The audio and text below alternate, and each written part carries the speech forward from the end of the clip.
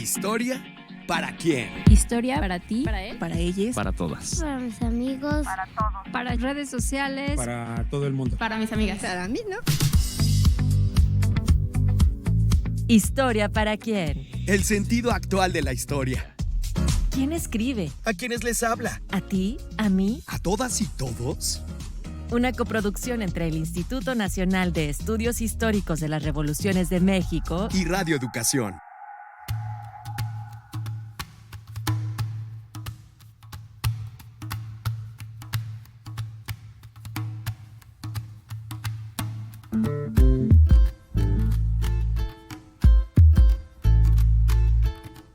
Hoy, con motivo del 12 de octubre, fecha nombrada históricamente de formas diversas, antes Día de la Raza, recientemente Día de la Resistencia Indígena, oficialmente nombrado desde 2020 como el Día de la Nación Pluricultural. Proponemos mirar de frente una pregunta clave: ¿qué es el colonialismo y cómo sigue moldeando nuestro presente? Más que solo recordar una efeméride, planteamos una conversación sobre un sistema de poder que marcó territorios, cuerpos y formas de conocer. Vamos a adentrarnos en los orígenes del término, periodización, actores atravesados por este fenómeno y huellas actuales en la vida cotidiana y en la propia investigación histórica. Para ello nos acompaña la historiadora Raquel Torúa Padilla, de la University of Texas.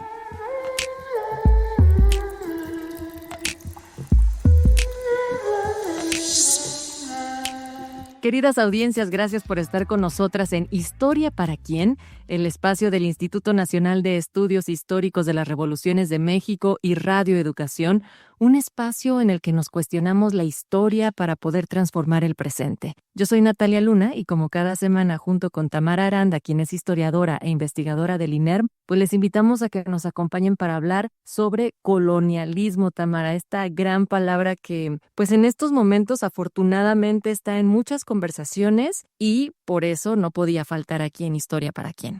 Y no podía faltar también la pregunta, ¿no? Básica, obligada: ¿qué es el colonialismo? ¿Cómo nos relacionamos con el colonialismo? ¿Está bien esas interpretaciones que vemos en redes sociales? ¿Qué tan históricas son? ¿Qué tan precisas? ¿Qué tanto vale la reinterpretación también y la apropiación de estos términos para distintos colectivos, organizaciones? Entonces, en virtud, ¿no?, de toda esta conversación que existe actualmente en redes sociales, en medios de comunicación más tradicionales, en la vida cotidiana, pues bueno, queremos platicar con un especialista, con alguien que apreciamos, admiramos muchísimo desde este espacio, con mi querida Raquel Torúa Padilla, quien no solamente ha hecho estudios muy interesantes en torno a poblaciones indígenas, que de ahí viene una conversación muy importante en torno al colonialismo, sino que además ha planteado ya algunas preguntas importantes a la academia, ¿no?, a la historia de cómo es que estamos haciendo investigación y dónde estamos implementando prácticas que pueden ser señaladas como colonialismo. Así que me parece muy importante hoy también reflexionar en torno a cómo estamos haciendo investigaciones y cómo las estamos compartiendo. Bienvenida, Raquel. Hola, muchas gracias por la invitación. Estoy muy feliz y emocionada de estar aquí, de estar colaborando tanto con el INERM últimamente. Y también estoy bien emocionada por estar en un programa de radio. Hacía muchísimo tiempo que no participaba en uno y estoy bien emocionada. Siento que le quiero mandar saludos a todo el mundo, pero me voy a controlar. Todos los saludos, Raquel, a quien te esté sintonizando ahorita. ¿Y qué más nos tienes que decir sobre ti, más allá de tu perfil y el trabajo académico? Ay, hablar sobre mí. Bueno, pues yo ahorita estoy en el programa de doctorado en Historia con especialidad en Latinoamérica en la Universidad de Texas en Austin y estoy en mi tercer año de 6 que son, lo que significa que ahorita me estoy preparando para mis exámenes comprensivos o de pregrado, también les llaman en México, ¿no? Estoy terminando mi tesis de maestría y también estoy trabajando ahorita para la revista como de divulgación que tiene el departamento de historia que se llama Not Even Past. Y bueno, la verdad que cuando me llegó la invitación de Tamara me quedé pensando, mira Raquel, el semestre pasado justo llevaste una clase que se llamaba Violencia y Colonialismo y algo aprendiste, ¿no? Entonces, una clase excelente. Mi primer saludo al doctor Ben Brower, que fue quien dio la clase. Entonces, lo poco, mucho que sepa y que he aprendido, pues con mucho gusto lo comparto. O sea, yo creo que está siendo muy modesta, pero diría dos cosas. Si tu trabajo precisamente se ha enfatizado en la historia de los pueblos indígenas en el noroeste de México y en el suroeste de Estados Unidos, con especial énfasis en el pueblo yaqui, pues hay mucho de colonialismo ahí que has ido aprendiendo y que has ido trabajando. Y por otra parte, me di a la tarea de consultar en esta revista que dices de Not Even Past, y bueno, de ahí también se van a desprender otras preguntas que tienen que ver con esta frase, si el pasado realmente es historia, cómo nos marca. Y bueno, queremos solamente aprovechar en este momento, además de agradecer a nuestras audiencias que nos escuchan completamente en directo al mediodía todos los lunes en el 96.5 de FM, recordarles que también estamos a través de las distintas redes de Radio Educación y del INERM, y este espacio lo pueden repetir y escucharnos en otro momento vía Spotify. Nos encuentran como Historia para Quién, y si nos quieren enviar un mensajito lo pueden hacer vía WhatsApp al 55 12 33 29 15. Entonces hay que abrir, Raquel, Tamara, si les parece, la conversación con cuando hablamos de colonialismo, ¿a qué nos estamos refiriendo exactamente? ¿Es un régimen político, un sistema económico, una matriz cultural, todo lo anterior así explicado como yo digo para mí, o sea, como para domis? Es una excelente pregunta y como decías anteriormente, colonialismo, una gran categoría, ¿no? Que luego los académicos usamos mucho, a veces ni nosotros entendemos qué significa, otras veces a lo mejor no lo sabemos explicar bien, pero creo que podemos empezar por una definición muy básica y como yo entiendo el colonialismo sí es como un sistema político, económico, legal y también cultural y simbólico que organiza la dominación de un pueblo sobre otro. Incluye, sí, lo que todos imaginamos, yo creo, por colonialismo, que es el despojo, la apropiación, la explotación de tierras, de recursos, de personas, pero también viene con la imposición de leyes, de ideas, creación de instituciones, incluso la construcción de narrativas que legitiman esa dominación, ¿no? Creo que es útil pensar el colonialismo tanto en su dimensión un poco más visible, como ejércitos, leyes, apropiación de tierras, pero también en los aspectos un poco más invisibles, ¿no? Categorías raciales, jerarquías, por ejemplo, de conocimiento, prácticas administrativas que normalizan la desigualdad. Y además, para complicar un poco más lo que significa colonialismo, pues hay varios tipos, ¿no? Creo que los más importantes que más conozco son, uno, el colonialismo de explotación, en el que se busca sobre todo extraer recursos naturales, riqueza, explotar mano de obra, como lo que pasó en el caso de América Latina, por ejemplo, ¿no? Pero luego también está el colonialismo de asentamiento que le llaman, en el que la potencia colonizadora, digamos, busca reemplazar a la población original con colonos propios, ¿no? Desplazándolos o eliminándolos, ¿no? Como lo que pasó en Estados Unidos, como lo que está pasando ahorita con Palestina, ¿no? Eso es a grandes rasgos lo que es el colonialismo, no entendido como este sistema.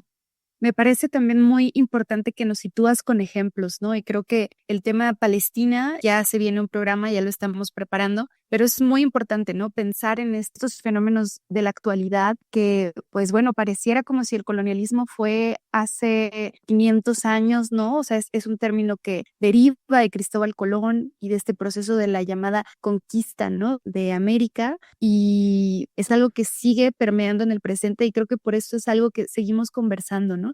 Pero, a ver, antes de irme al término, cuéntanos tú, Raquel, ¿cómo es que surge este término específicamente y cómo se usa específicamente por las y los historiadores? Cuéntanos tú.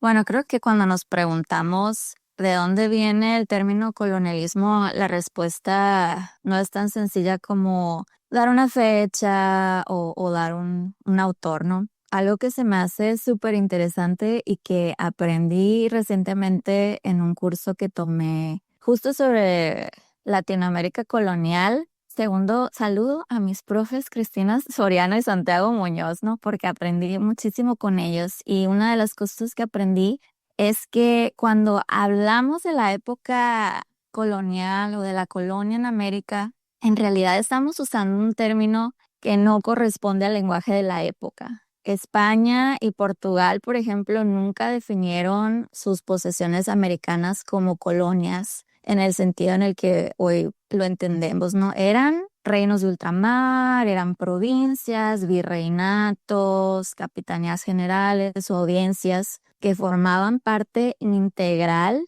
de la monarquía que sí tenía su sede en el Viejo Mundo, ¿no? Por ejemplo, la Nueva España era un virreinato, no era jurídicamente una colonia, sino un reino dentro de la monarquía hispánica con sus propias leyes y fueros, ¿no? Por eso algunos historiadores piensan que hablar de colonia en ese contexto puede ser un anacronismo, ¿no? Un anacronismo, o sea, que proyectamos categorías posteriores a un pasado donde no aplican, donde no se usaban. Pero bueno, eso únicamente sería si viéramos la categoría como una categoría histórica meramente, ¿no?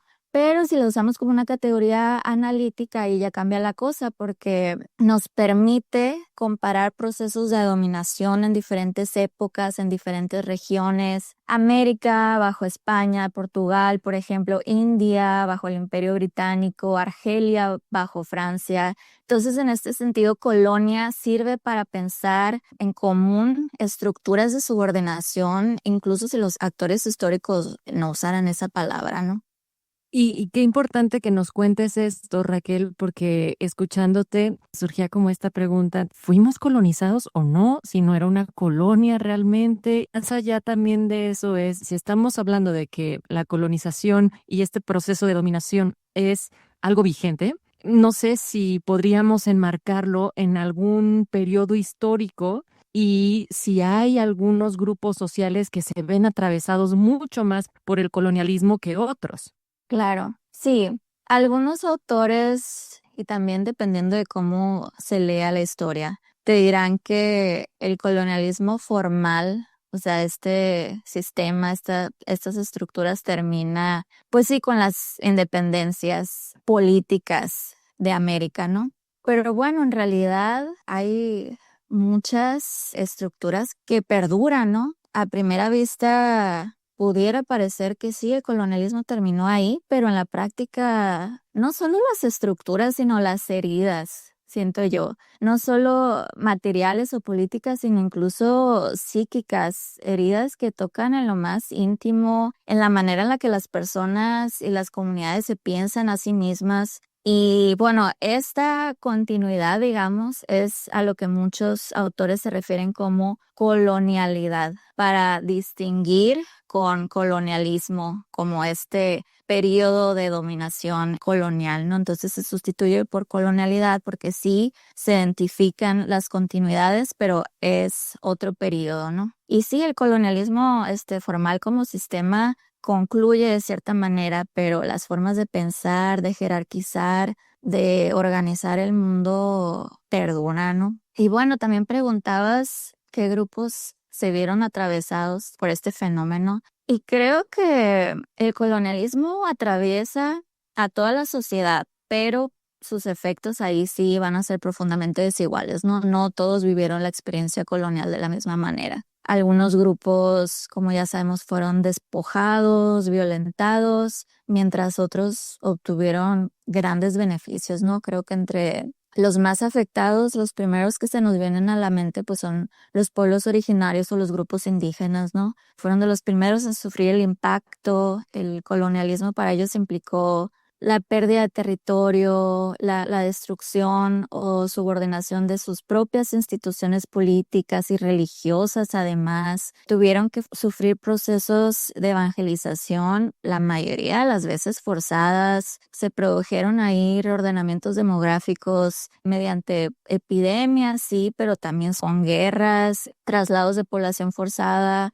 Muchos pueblos fueron desplazados de sus lugares de origen para dar paso a minas, haciendas o distintos proyectos de colonización, ¿no? También podemos pensar en las poblaciones africanas esclavizadas y sus descendientes, que luego a veces pensamos que en México no hubo poblaciones africanas esclavizadas, pero claro que las hubo y creo que pensando ya en la región de América Latina, no podemos entender la colonización sin tomar en cuenta la trata transatlántica de esclavos, ¿no?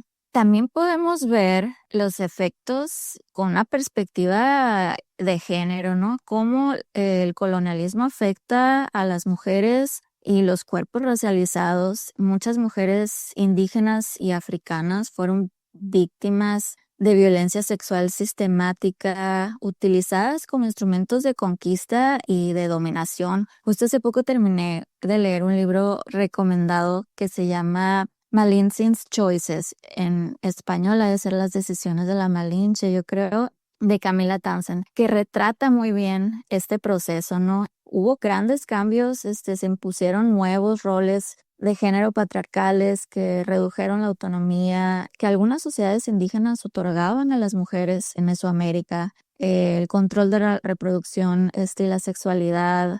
Y eso por la parte de los grupos afectados, pero como dije anteriormente, pues hubo quienes se beneficiaron, ¿no? Las élites coloniales, funcionarios, comerciantes, terratenientes criollos o peninsulares que se turbo beneficiaron del sistema, administrando recursos, cobrando tributo, lucrando con el comercio. Y bueno, también sin quitarle agencia, y creo que también es importante reconocer que también hubo intermediarios indígenas o incluso afrodescendientes que en ciertos contextos también se integraron al sistema colonial y obtuvieron de cierta manera poder local, aunque la mayoría de las veces de forma subordinada, ¿no? Pero lograron adaptarse y jugar con el sistema a su favor también. Justo ahorita estoy leyendo un libro que se llama Memories of Conquest o Memorias de la Conquista de Laura Matthews. Y justo habla de los indios conquistadores que vienen de México, Tenochtitlán, que llegan junto con los españoles a conquistar lo que es Centroamérica, ¿no? A los mayas de lo que hoy conocemos como Guatemala, ¿no? Y creo que ya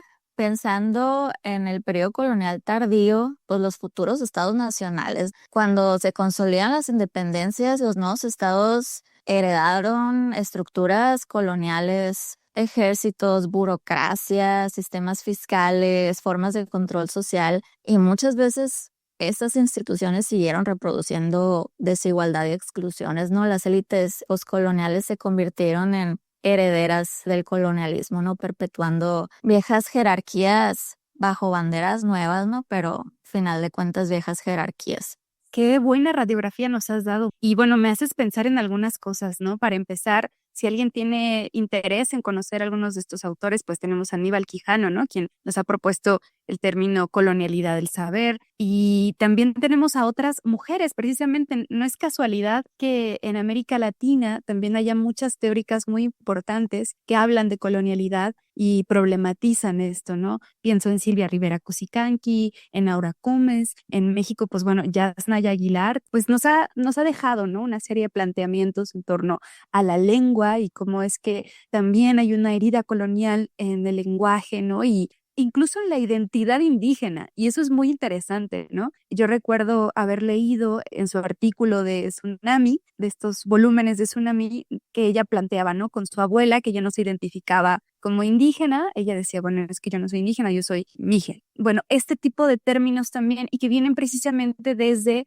un pensamiento político, de una institución como es la academia, ¿no? Que ha otorgado categorías a formas de vivir, a expresarnos, a entender el mundo que, bueno, están fuera de estos cánones occidentales. Entonces me parece muy interesante y muy importante que lo sitúes así. Y también pensaba en estas poblaciones afros, que igualmente, ¿no? O sea, en México el discurso sobre el racismo es, no existe racismo en México porque no hubo esta categoría de razas, cuando, pues, a ver, el siglo XX y el nacionalismo posrevolucionario planteaba estas nociones como la raza cósmica, ¿no?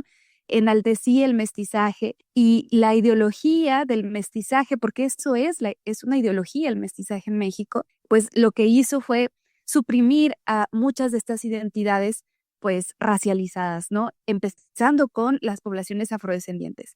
Entonces, bueno, esto nos lleva a una problemática también actual, ¿no? Y es que la herida colonial, como le llaman también algunas autoras, pues lo que ha hecho es invisibilizar a estas comunidades, a estas realidades, a estas identidades que viven en México y que debido a esa invisibilización se desconoce o no se presta atención a fenómenos muy contundentes como la discriminación y el racismo, que efectivamente tienen un impacto en sus vidas, ¿no? Hay menos oportunidades laborales, hay también una serie de dificultades en la vida cotidiana, ¿no? De maltrato, es decir, vemos realidades todos los días que están relacionadas con esta llamada herida colonial y es muy importante verlas, ubicarlas, reconocerlas, porque eso nos va a permitir eventualmente transformar, ¿no? Las realidades. Entonces, muchas gracias por esta radiografía histórica, creo que nos pone muy bien en contexto de lo que estamos platicando.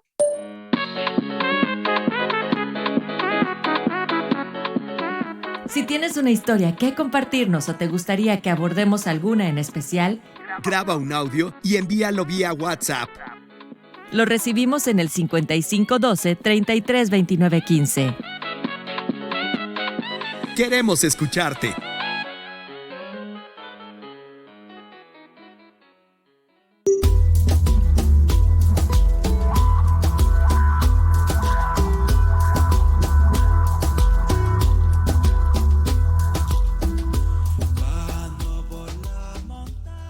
Hoy en Historia para Quien estamos hablando sobre colonialismo con Raquel Torúa Padilla de la University of Texas. Y quisiera preguntarte, Raquel, después también de estos amplios análisis que hacen tú y Tamara, sobre los márgenes de agencia y las resistencias que está documentando la historiografía. Las rebeliones, aquellos litigios, apropiaciones culturales también, o las economías locales durante el proceso de colonización y que podemos también arrastrar hacia tiempo reciente.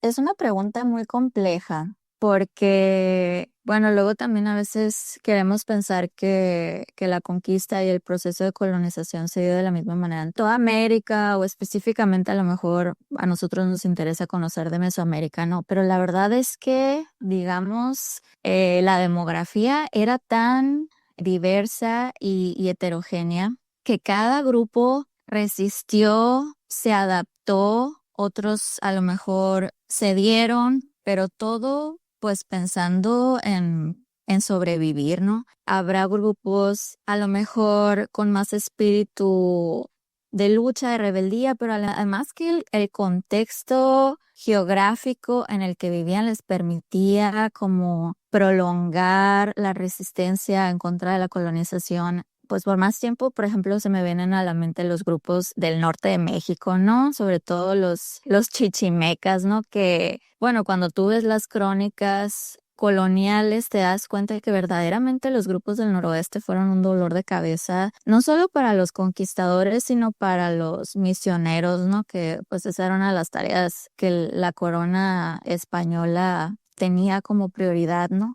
Sin embargo, pues también sabemos, creo que todos conocemos muy bien la historia de cómo termina conquistándose la gran México Tenochtitlán, ¿no? Hubo varios grupos alrededor que terminan siendo aliados de los españoles, buscando por una parte sobrevivir, porque si bien numerosamente, pues los españoles no tenían esa ventaja, pero sí la ventaja tecnológica. Y luego más adelante, pues, el arma que traían escondida y sin querer queriendo, pero la viruela, ¿no? Que traían. Entonces, los indígenas buscan resistir aliándose y eso podría parecer una paradoja, pero esa fue su manera de resistir a este encuentro, también considerando que el imperio mexica finalmente era un imperio y también lo subordinaba. Entonces, ahí también hay que pensar en la agencia de los grupos indígenas,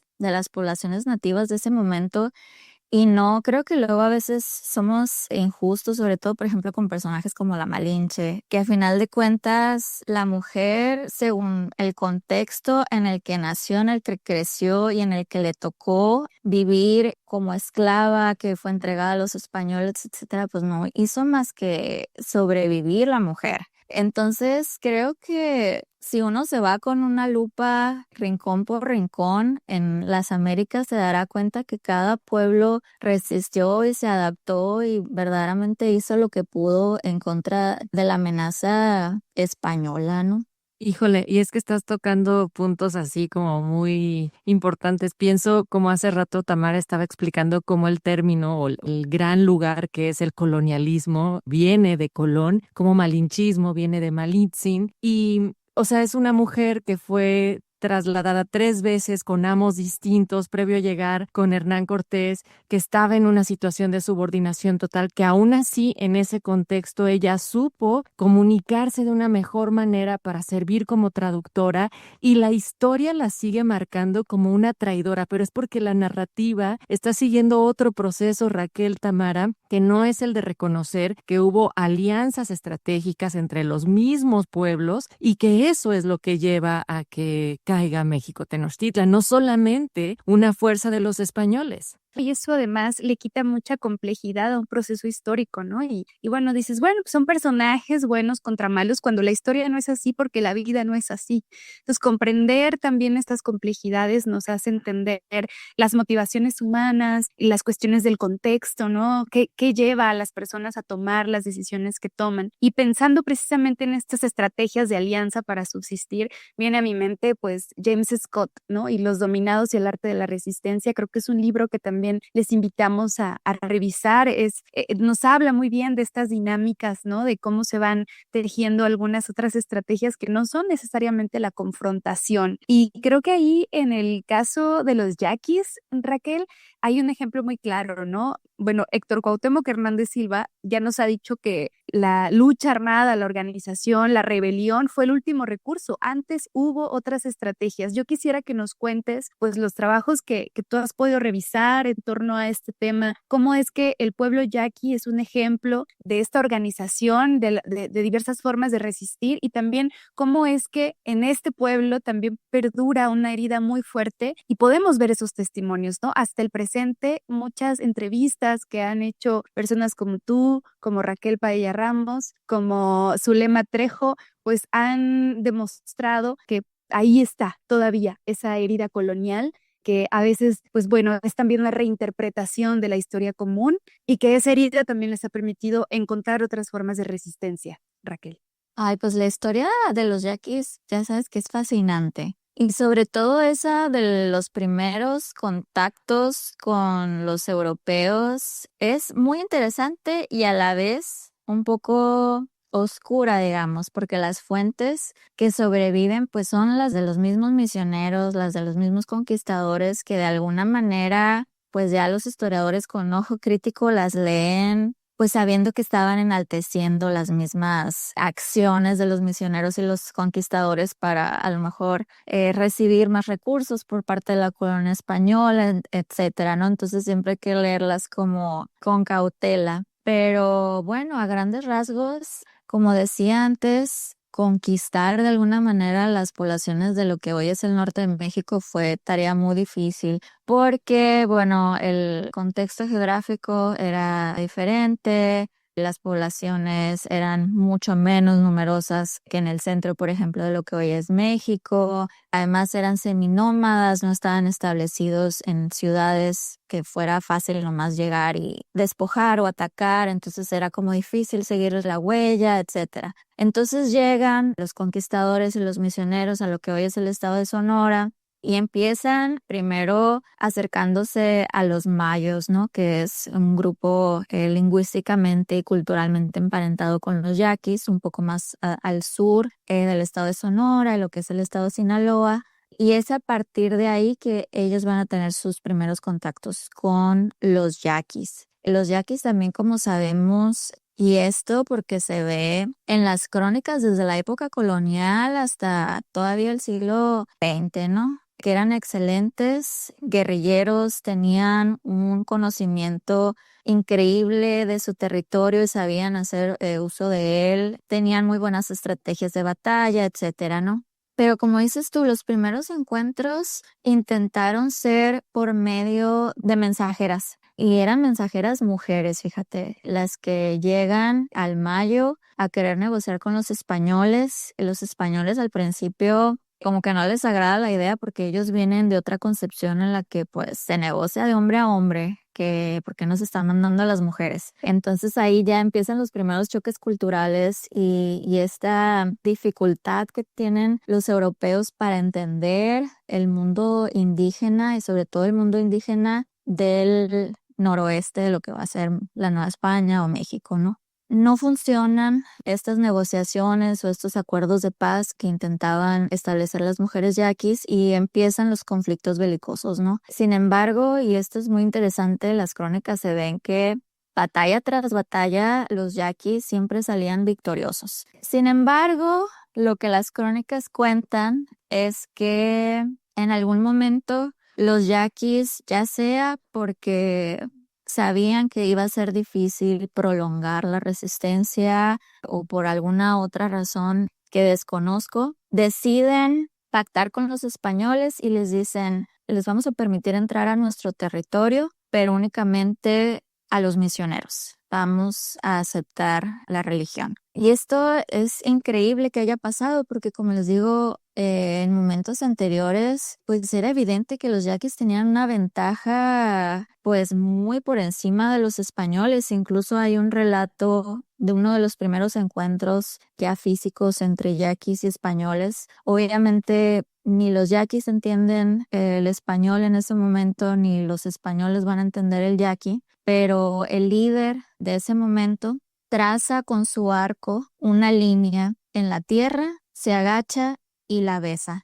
Y con este gesto les quería indicar a los españoles, este es mi territorio y lo vamos a proteger a como dé lugar, este es nuestro nido sagrado. Entonces es increíble que momentos después permitan sin mayor resistencia que entren los españoles al territorio, ¿no? Y ahí se da ya un proceso de evangelización que luego los grupos indígenas del noroeste a veces sienten orgullo en decir que su proceso de evangelización no fue violento a diferencia de las poblaciones de centro, sur, de lo que hoy es México, ¿no? Pero bueno, igual yo creo que hay que tener cuidado ahí porque de que hubo otros tipos de violencia, las hubo, incluso también violencia física, ¿no? No creo que los misioneros todo el tiempo hayan sido los más benévolos, ¿no? Pero violencia simbólica, por ejemplo, incluso en la época colonial, en el siglo XVIII va a haber una rebelión yaqui con los misioneros, pero es interesante que en todo el periodo colonial solo se habla de una rebelión. En realidad las rebeliones yaquis importantes van a ser las del siglo XIX una vez consumada la independencia de México. Y nos estás dibujando también cómo en lo largo y ancho del país podemos ubicar estos procesos, Raquel, y vamos a regresarlos o vamos a trazarlos hacia el presente en unos momentos más, pero antes para nosotros era muy interesante escuchar qué es lo que piensa la gente en las calles cuando escuchan la palabra colonialismo y cómo se puede ver reflejado o expresado en su presente a través de las conversaciones que tuvo nuestro compañero Juan Ramírez.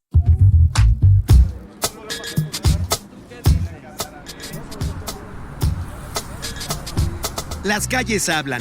¿Tú qué dices?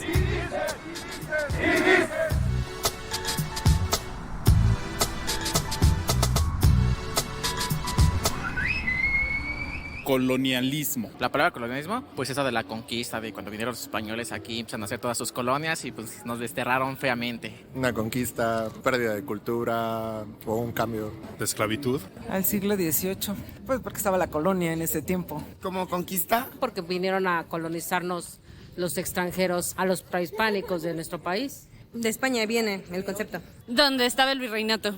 Sí tenía idea de que han estado cambiando algunos monumentos en algunas partes, incluso de la República. Entre ellos, la Glorieta de Colón sufrió un cambio. No me había puesto a pensar mucho en la parte de las estatuas, pero cierto que socialmente sí llega a tener un impacto a lo que ya hemos aprendido anteriormente, bueno, por lo menos nuestra generación, que sí tenemos como que muy marcados ciertos personajes y que de repente de la nada los quiten, es como de, muchas veces se llega a malinterpretar como conveniencia. Hoy la tendencia política quita y pone lo que ellos quieren exponer, ¿no? Son estatuas que son de años y que se tienen que respetar. Sinceramente ahí sí no he estado al pendiente de algún retiro de estatuas, ¿no? No creo que sea necesario tal vez retirar ese tipo de monumentos, al fin de cuentas es parte de la historia. Quizá si se va a repensar la historia, tomarlo como un ejemplo, poder decir, esto en su momento se colocó por esta razón, pero después de pensarlo nuevamente, de volver a descubrirlo, llegamos a esta conclusión distinta y está la aclaración. No sé, siento que va con la tendencia que estamos teniendo, que se va modificando la historia. Me parece correcto que todos tengan como una nueva perspectiva de la historia y que tengan preguntas y cuestiones sobre esto. Pues no sé si otra forma de colonialismo también puede ser parte del capitalismo que viene y que es todo el tema de marcas o no recuerdo cómo se llama el término, pero pues la influencia americana que tenemos aquí en México. Por ejemplo, barrios chinos, todo lo que ya tiene que ver con la cultura de K-pop, que se está arraigando demasiado. Igual y ya no es justamente una cuestión como de que tenga que ver con los viejos tiempos, ¿no? Como la masacre, ya no hay sangre, ya no hay todo esto, pero pues sí, ya es civilizado el asunto, pero pues a final de cuentas sigue ocurriendo. Ya no tenemos tal vez como esa esclavitud o cómo nos llegaron a conquistar. Toda la influencia externa que entran, ya sea empresas, pues han derivado a que empiece a cambiar como nuestro pensamiento, tal vez hasta cierto punto también nuestra cultura, y pues digo, de una u otra manera pues estamos siendo nuevamente colonizados. Creo que ese es muy claro, muy obvio, que pues ya hay mucha variedad o diversidad cultural aquí. Lo que guardo en mi recuerdo, lo que siento de verdad, mi piel se desmorona al mirar. Muchísimas gracias. Este fue el sondeo de Juan Ramírez. Estamos platicando con Raquel Torúa, ella es historiadora, está haciendo el doctorado en la Universidad de Texas y bueno, ha trabajado muchísimos temas relacionados con las poblaciones indígenas y el colonialismo. Yo quisiera preguntarte, Raquel, pues ¿tú qué piensas de estas cosas como de cambiar personajes, de quitar y poner estatuas? En Estados Unidos es algo que también se ha visto de manera muy reciente, que se está problematizando muchísimo. Y yo escuchaba en los sondeos esto de, bueno, es que es una tendencia política, depende del bando, ahora la gente reinterpreta. ¿Cómo lo vemos? La historia, pues también es un poco así, ¿no? Es también una forma de reinterpretar el pasado. Estamos constantemente revisando fuentes, repensando los acontecimientos. Entonces, ¿cómo ves tú estas nuevas formas de mirar al pasado y a esos personajes que en su momento significaron una cosa y hoy nos representan otra? Sí, es todo un tema en México y en Estados Unidos muy polémico, ¿no? Yo, en lo personal, creo que cuando hablamos de quitar monumentos, no se trata solo de quitar o poner una estatua, no se trata de qué historias una sociedad decide honrar en el espacio público, ¿no? Los valores y las ideas van cambiando. Muchos de esos monumentos fueron levantados en momentos en que las élites querían construir un relato nacional que celebraba a ciertos personajes, a Cortés, a Colón, luego más adelante a lo mejor a Porfirio Díaz. Y pues el pensamiento humano, nuestros valores como sociedad van cambiando y ahora son vistos desde otras sensibilidades y se reconoce que esas figuras pues también representan violencia, esclavitud, despojo, represión. Y creo que mantenerlos sin tener bien en claro esa crítica puede normalizar esas violencias como si fueran gloriosas o momentos gloriosos del pasado, ¿no? El argumento que yo he visto en contra es que quitarla significa borrar la historia y prefieren mantenerlos, ¿no? A lo mejor con una contextualización en una placa o algo así, nomás para explicar quiénes fueron y por qué son polémicos. Yo en lo personal siento que eso no es suficiente, por lo mismo de que estén ahí en un espacio público es casi que venerarlos, ¿no? Perdón, Raquel, Tamara, porque además, digamos, estamos en un contexto en donde si ponemos una estatua, un busto, en fin, es porque estamos queriendo resaltar la labor, queremos que esté recordándose de manera pública, continua, y eso es lo que no hace sentido que se sostenga, aunque sea solo con una plaquita que dé contexto, ¿no? Claro, sí, yo creo que quitar, a veces incluso que no se tienen las condiciones para quitarlos, pero luego ves que ciertos grupos activistas las resignifican. las intervienen artísticamente o le ponen ahí carteles o lo que sea para darle otra resignificación en lo que se espera se puedan quitar o trasladar, ya si se quieren conservar por su valor artístico y histórico también, ¿no? Pero yo creo que quitarles es parte de un esfuerzo por decolonizar el espacio público, ¿no? Dejar de glorificar únicamente a los vencedores y abrir espacio a las memorias de quienes fueron oprimidos. Y sí, yo creo que es algo que cada vez se ve más. Aquí en la Universidad de Texas acaban de quitar hace unos años estatuas de los que fueron confederados, ¿no? Que también súper polémicos. Y sí, siempre queda la cosa, ¿qué hacemos? Si las quitamos, ¿qué hacemos con ellas? ¿Las ponemos en un museo? Pero bueno, estar en un museo también de alguna manera, pues es un espacio también público. Entonces, ¿cómo sigues educando a la gente sobre un pasado que no se puede ni se debe borrar, pero sin glorificar las imágenes de estos personajes? Eso nos da para otro programa que yo creo que deberíamos de hacer acá entre las tres en algún otro momento. Y yo empecé esta emisión retomando que tú escribes en la revista de Not Even Past. Y yo quería retomar esa frase de que el pasado nunca está muerto, ni siquiera es pasado. The past is never dead, it's not even past, del autor estadounidense de William Faulkner, que aparece en su novela Requiem por una monja de 1951, porque nos da cuenta de la idea de que los eventos y las influencias del pasado continúan afectando el presente de manera profunda y directa. Como botón de muestra, lo que acabamos de mencionar con respecto a monumentos, pero también están las historias sobre cómo los distintos pueblos han resistido y sin ser algo simplemente que ha quedado atrás. Y en ese sentido, Raquel, ¿cuáles serían algunos de los efectos del colonialismo que puedes rastrear así de manera muy puntual en el presente? Uy, creo que, aquí nos pudiéramos estar buen rato hablando de eso, pero hay que hablar de los más evidentes, ¿no? Para mí, por ejemplo, la desigualdad económica y el despojo persistente. Tamara hace rato hablaba un poco de eso, ¿no? Por ejemplo, las concentraciones de tierra, economías orientadas a la exportación, a la dependencia externa también, además de economías extractivistas, ¿no? Pero estas economías orientadas a la dependencia externa que tienen poco que ver ahí con lo que algunos autores llaman la teoría de la dependencia, creo que es muy clara para por lo menos los territorios de América Latina, ¿no? Otro, por ejemplo, es el racismo institucionalizado, el acceso desigual a la salud, a la educación, hasta decisiones judiciales que reproducen prejuicios coloniales. Creo que uno también, que para mí es muy importante y luego no se piensa tanto,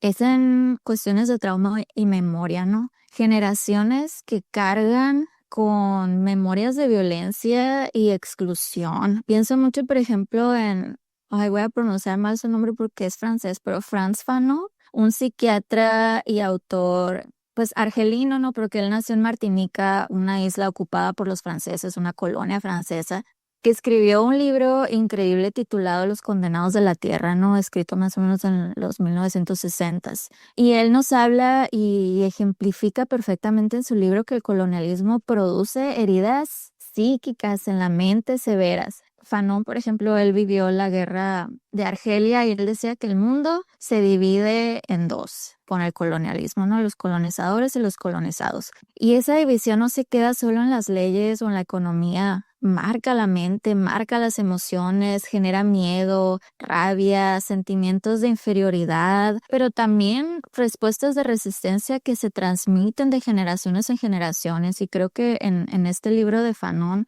es muy evidente que él carga con esta herencia, ¿no? De emociones duras, pero también ese deseo de resistir. Otra autora que se me viene a la mente, Karima Lasali, ella también es psicoanalista argelina y ella nos habla del trauma colonial, ¿no? Y explica también que el colonialismo, pues además de despojar y quitar y imponer, rompió con cosas muy profundas. La relación con los ancestros, con los nombres, con los rituales, hasta con nuestros muertos, ¿no? Y al borrar esos vínculos, pues vacíos que las comunidades heredan, ¿no? Y por eso muchas veces, aunque el colonialismo pues formalmente haya terminado, pues las sociedades cargan con heridas invisibles que afectan la confianza en las instituciones, la manera de relacionarse entre sí con los otros, incluso en cómo entienden su propia historia. Incluso hasta puede repercutir en problemas emocionales y mentales y todo lo que eso implica, ¿no? Y a mí se me hace, por ejemplo, bien impresionante cómo hay gente que piensa que sí, que el colonialismo es algo de un pasado súper remoto y que no tiene ya repercusiones en la actualidad y que tenemos que dejar de usarlo como escudo para querer explicar todas las problemáticas del presente, ¿no? Pero es que son tan fuertes esas heridas que dejó que es imposible no entender el pasado y el presente pensando en el colonialismo, ¿no? Sí, completamente. Esto que dices, cómo es que se acusa, ¿no? De que es un pretexto y de que siempre se habla de esto, se plantea. Bueno, también para eso están estos conceptos, ¿no? Para explicarnos, para resignificar procesos que hemos vivido. Y pues repito esto de las autoras y los autores, ¿no? Latinoamericanos y también africanos, asiáticos, que han producido muchísima teoría al respecto. Y bueno, yo creo que uno de los más recientes también, pues es Achille Mbembe, ¿no? Que nos ha hablado de necropolítica y cómo es que ha sido retomado a su vez este concepto por autoras como Sayak Valencia, que también pues problematizan esta situación de la violencia en nuestro país y en general en la región. Pienso también en prácticas de perfilamiento racial, por ejemplo, en la detención de personas migrantes, que bueno, si no hay racismo en México, ¿cómo me explican a mí que las personas pues haitianas, por ejemplo, son mucho más revisadas que otras poblaciones en tránsito por el país, ¿no? Y si lo quieren como en ejemplos más cotidianos entre nosotros es cuando ustedes mandan un currículum, normalmente se llega a pedir fotografía. Eso es perfilamiento racial. Sí. Y se ha estudiado también ya muchísimo sobre cómo operan estos sistemas raciales también aquí en México y el poco acceso y qué tanto tendríamos que, a nivel de colorimetría, si así se llama, poder acceder o no a ciertos espacios y a ciertos trabajos simplemente por el tono de nuestra piel. Y eso ocurre de manera cotidiana también acá en México.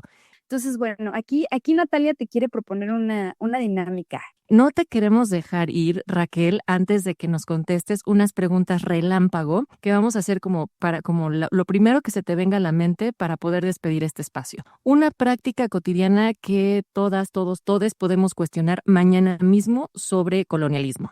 Yo creo que lo que tocaban ahorita del colorismo. Ahora que empiezo a tener sobrinas, cómo nos encanta la idea de que un bebé nazca con características europeas, ¿no? De que la piel clara o los ojos verdes y usualmente hacemos menos a los que nacen con rasgos más indígenas. Eso es increíble que siga pasando en pleno siglo XXI y no nos lo cuestionemos. Un archivo o repositorio que amplíe voces subalternas. Yo creo que ahí son las historias orales, estos archivos que para mí son archivos vivos y es una manera de rescatar las voces indígenas, voces subalternas, porque también desde la academia tenemos nuestros legados de colonialismo y privilegiamos los documentos oficiales y los archivos históricos y no los cuestionamos tanto. En cambio las voces o las fuentes indígenas, es un desmenuzarlas porque seguramente no son verdad, no siempre privilegiamos el conocimiento europeo. Un libro, artículo y un autor o autora latinoamericano para empezar. Bueno, este no es un autor mexicano, pero es una mujer y siempre me gusta recomendar autoras mujeres, ¿no? Pero el libro que les recomendé ahorita, el de las decisiones de Malinche, creo que es un libro brillante y que te ayuda a comprender su contexto y por qué llega a tomar las decisiones que tomó. De Walter Miñolo, La Edad de América Latina. Ahora, una pregunta incómoda que la historia debería hacerse a sí misma más a menudo. Yo creo que los historiadores ya es momento de que nos planteemos cada vez que hacemos investigación, cada vez que publicamos algo, cuál es la función social de nuestro trabajo. ¿Está contribuyendo a mejorar el mundo, a cuestionarnos el mundo o simplemente estamos publicando para obtener una línea más en nuestro currículum académico? Yo creo que eso es fundamental para los que hacemos historia y nos dedicamos a las ciencias sociales y humanidades en general.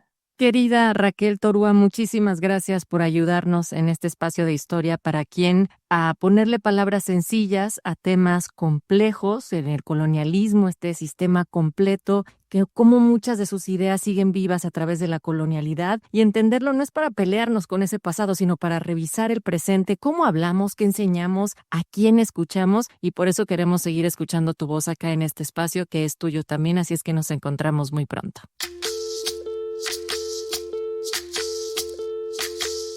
Participamos en este programa Juan Ramírez, Alma Lilia Martínez, Jimena Salgado, Tamara Aranda, Natalia Luna. Producción, Mario Ledesma. Una fábrica de humo, mano de obra campesina para tu consumo. Frente de frío en el medio del verano, el amor en los tiempos del cólera, mi hermano. El sol que nace y el día que muere con los mejores.